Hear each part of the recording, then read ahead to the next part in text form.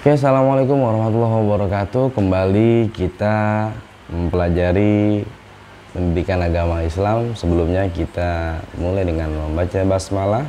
Bismillahirrahmanirrahim. Oke, anak-anak sekalian, kita lanjut ke bab 4. Bab 4. Ya. Pembelajaran kita kali ini tentang iman kepada malaikat-malaikat Allah Subhanahu wa taala, ya. Malaikat. Wah, pasti sudah tahu nih, ya. Malaikat-malaikat Allah jumlahnya banyak, tapi yang wajib kita ketahui, kita hafal beserta tugasnya ada berapa? Betul, 10, ya. Pasti sudah pada paham. Nah, Bapak akan kembali menjelaskan agar kalian lebih paham lagi, ya.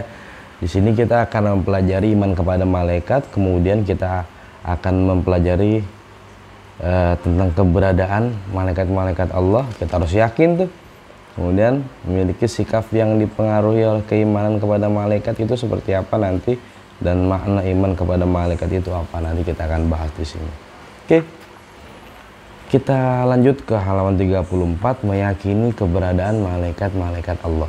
Yakin gak adanya malaikat? Yakin? Oke. Baik, kita bahas ya. Jadi malaikat itu diciptakan dari apa yo?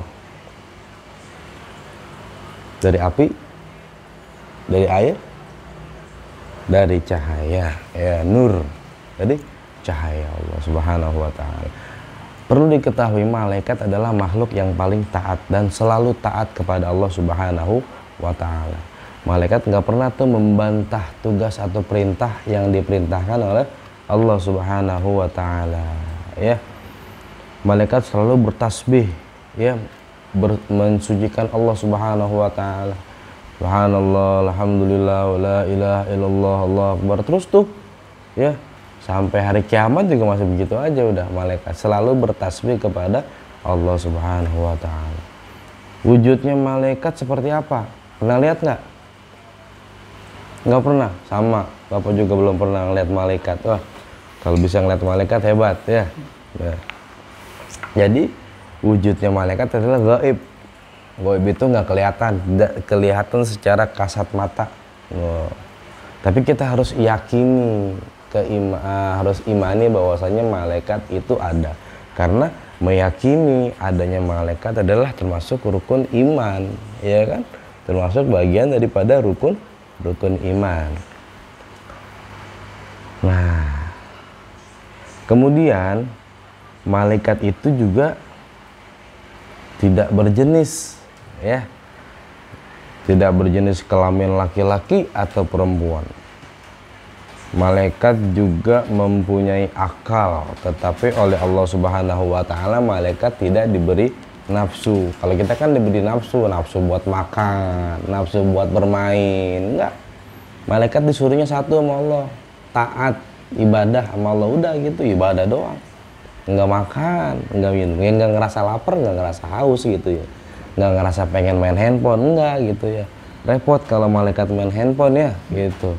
Nah, nanti kamu main handphonenya sama malaikat gitu ya, ditelepon malaikat tuh takut. Bapak juga takut kalau ditelepon malaikat, Pak Dayat lagi di mana, malaikat telepon gitu. Berani nggak? Nggak berani kan? Iya. Ya, makanya tidak diberi nafsu, nggak punya keinginan makan, minum, dan sebagainya. Malaikat nggak pernah durhaka sama Allah, harus selalu taat kepada Allah Subhanahu wa taala. Ini boleh nih kita pelajari taatnya malaikat kepada Allah Subhanahu wa taala. Nah, nama-nama malaikat, ya, secara keseluruhan jumlah malaikat tuh sangat banyak, bahkan susah ngitungnya gitu ya. Jumlah yang pasti hanya Allah saja yang dapat mengetahui malaikat tersebut. Akan tetapi kita selaku umat Islam wajib mengetahui 10 malaikat saja beserta tugasnya, ya. Nih di bawah ini nih, di halaman 35 ada nama-nama malaikat. Nanti tugasnya di halaman setelahnya. Yang pertama malaikat Jibril, malaikat Mikail, Israfil, Izrail, Munkar, Nakir, Raqib, Atid, Ridwan, Malik. Pada tahu kan semua? Paham. Ini emang gampang ya. Nah, Tugas-tugas malaikat tuh, malaikat nak mempunyai tugas beda-beda ya, nggak semuanya sama. Kalau semuanya sama repot ya, beda-beda ya. Tugas malaikat ini berbeda-beda, namun secara umum tugas malaikat itu adalah sebagai berikut. Yang pertama, menyampaikan wahyu kepada rasul-rasulnya. Yang kedua, perantara untuk mempererat hubungan para nabi dengan kaumnya ya. Kemudian yang ketiga, mendatangkan azab bagi umat yang zalim ya, dan mengingkari ayat-ayat Allah. Itu tugas malaikat juga tuh. Kemudian tugas malaikat apalagi? Memohonkan ampunan ya bagi kaum muslimin yang ada di bumi. Itu malaikat minta ampun kepada Allah bagi kita nih yang ada di bumi. Masya Allah, baik ya malaikat ya, minta ampun bagi kita. Kemudian mencatat perbuatan baik dan buruk bagi manusia. Nah, secara individu, malaikat yang tadi kita sebutkan tuh yang ada 10 mempunyai tugas masing-masing. Yang pertama, malaikat Jibril, tugasnya adalah menyampaikan wahyu dari Allah Subhanahu wa taala kepada para nabi dan rasul. Malaikat Jibril tuh tugasnya ya menyampaikan wahyu ya. Malaikat Mikail yang kedua, tugasnya mengatur pembagian rezeki pada makhluk Allah, seperti mengatur hujan ya, mengatur memberi buah pada tumbuhan, mengatur memberikan manfaat bagi tanaman dan sebagainya, banyak ya, kan itu rezeki juga. Kemudian malaikat Israfil, tugasnya apa?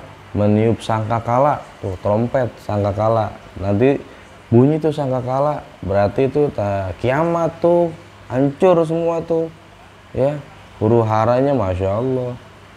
Apabila ditiup pertama kali, semua makhluk akan mati. Bunyinya juga Bapak nggak tahu gimana ya. Contoh dah, tat, mati semua tuh, brok, mati, kita mati semua.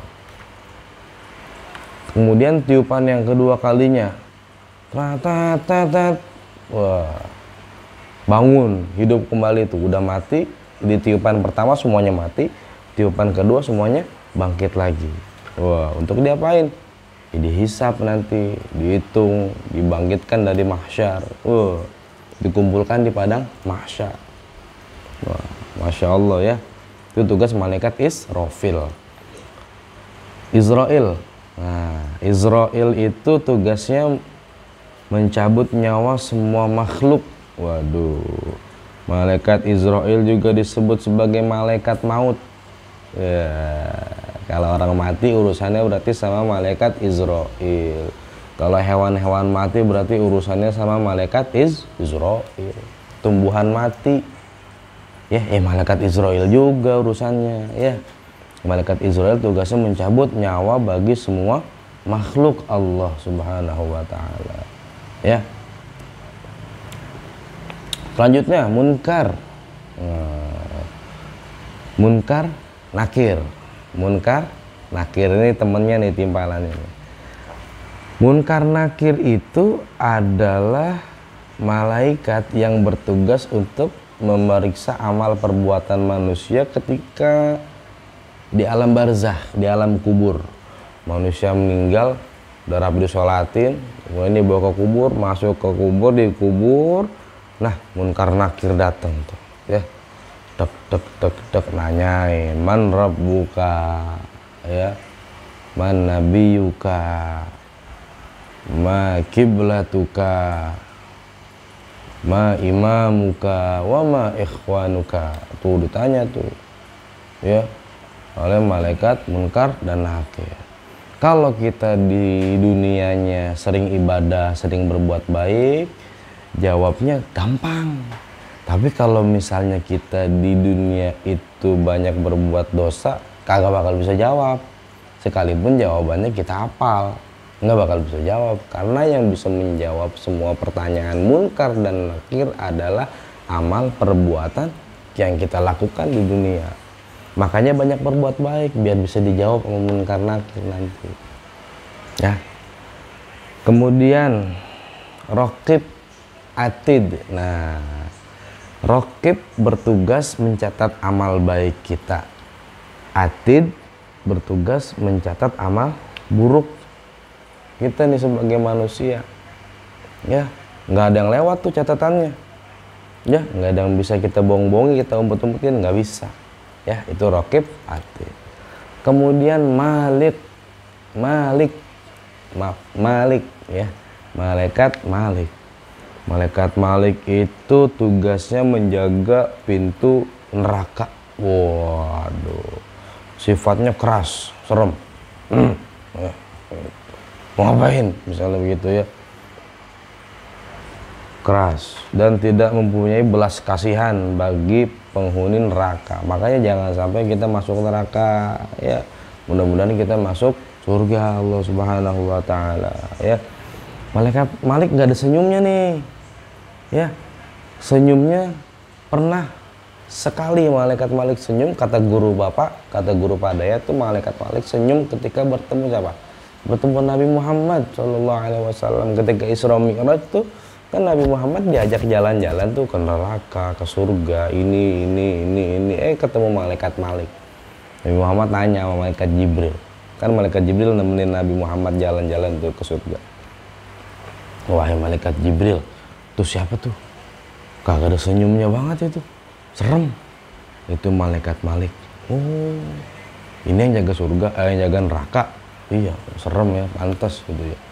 Terus dikasih salam sama Nabi Muhammad. Assalamualaikum ya malaikat Malik gitu. Alaikassalam, kata malaikat Malik sambil tersenyum sedikit dong gini dong. Dah marah lagi gitu.